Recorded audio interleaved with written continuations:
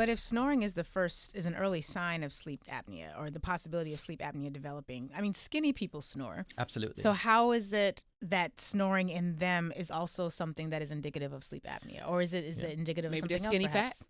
Oh, no, it's not just fat. But skinny people and kids, they have sleep apnea. Yeah. So think about this. It's not just one factor. So sleep apnea is just not a unifactorial disease process, right? Mm-hmm. There are other factors. So think about patients who have really narrow jaws. There's never been a higher incidence of crooked teeth in our history. I mean, you think about it. Look at everyone. It's almost like a rite of passage for teenagers to go through braces. Get braces, yeah. Wow. It's almost a rite of passage. Because we're evolving into having smaller skulls. That's right. We're evolving to having smaller Why is skulls. that? Because our brains, we're not using them? No, it's so they not don't need that. enough. They don't need as much room because No, nothing like that. It's just it's a factor of that we're eating more and more processed foods, so we're not getting our exercises of the jaws. Hey, this is important for you guys. And who here has heard of Oprah Winfrey? Yes. No, Okay, we haven't. you haven't, right? So let me tell you about Oprah Winfrey. She's one of the most amazing women in the world, right? One of my personal heroes. She is. Have you ever seen her, holiday card?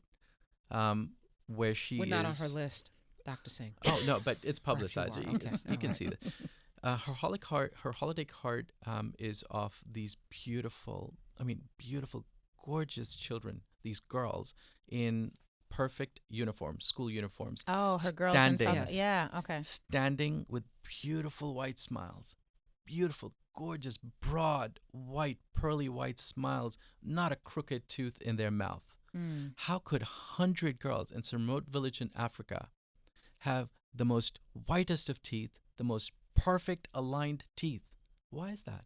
They don't have that great orthodontist there. They're eating fruits and That's vegetables. right. They're eating Natural food. That's right. From a very early age, they were made to suckle, right? So they had to use the muscles of the face and the jaws. That, who here has heard you have to exercise to keep your bones strong? Wow. Right?